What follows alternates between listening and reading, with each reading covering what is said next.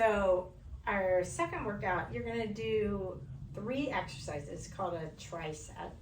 So you're gonna do those 3 exercises, and you're gonna do those 3, 1, 2, 3, 1, 2, 3, 1, 2, 3. You can rest for a minute or two after you finish the third before you repeat, but you're gonna do those 3, and then once you finish that set, rest for a couple of minutes, and then you do the second set. Okay, the first set's more of an upper body. Second set is a lower body focus. All right. So if you're doing elevated push-ups, you can do them, whatever, like against a table, a chair, a bench, an island in your kitchen. But I have this box. So all you're gonna do is elevated push-up. Chest goes to the corner, push back up. All right. Just gonna do elevated plank position push-ups. Next exercise is a hip bridge with an overhead pull. So same idea that we did with the chest press on the other workout, but this time you're gonna have one weight. Try a 10-pound. You're gonna, as you push and lift your hips, you squeeze the weight towards your knees. All right.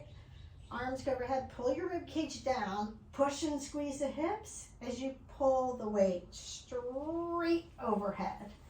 All right, so it definitely targets more of the lats. And then your third exercise is a bird dog reverse fly.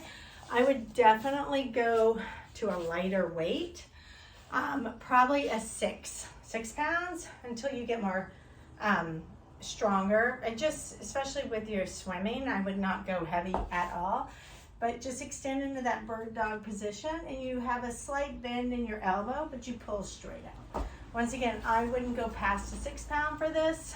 All right. Not in the beginning anyway. You can as you get stronger, but all right, next one we do a sumo squat, lateral and transverse lunge, and then our kickstand deadlifts again. So the other thing, you can always do these for time, which you can mix it up. So you could just set your timer for like 30 seconds and do like 30 seconds on and then a 30-second rest. You could just mix up. Instead of doing reps, you can do time. All right, I have a heavy dumbbell, but you can, kettlebell, but you could do this with a dumbbell. But I would go heavier than you normally use, like 12, 15, 20 pounds. Just gonna hold it at your chest. Your feet are a little wider than hip distance, probably more like shoulder or wider than shoulder, and your toes are turned out slightly. Drop the hip down, push on the gas, squeeze your hips, right? So as you push on the gas, squeeze that glute when you come up, okay? Once again, you wanna make sure your knees don't extend beyond your toes. So you definitely need a wide stance, toes slightly on the angle. Not a plie, just rotated, like 30, 40 degrees, externally rotated, all right? All right, push and squeeze. Awesome. All right, second is a lateral lunge with a transverse lunge. You probably did these with Margaret. Same idea that we did with the warm-up, push and reach, but now if I'm facing 12 o'clock and I'm going out to 3 o'clock, I'm gonna rotate my right foot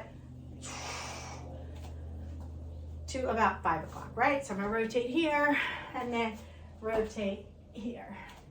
And you're just gonna do this, like if I say 6 reps, that's 6 doubles. So 6, lateral and reverse, and then you're gonna switch, other side. Right? And then the third is that kickstand deadlift. I'm gonna do it because I have this kettlebell here, but remember, we start with our feet parallel, hip distance, slide that right toe back so it's adjacent to the heel. Opposite arm comes out, makes a fist, hinge those hips back, push, squeeze, and lift. Lower back down, push, squeeze, and lift. All right, and then once again, you're gonna do those 1, 2, 3, rest for just a brief rest, maybe a minute, 1, 2, 3, do them again, 1, 2, 3, and then you can do your recovery. All right.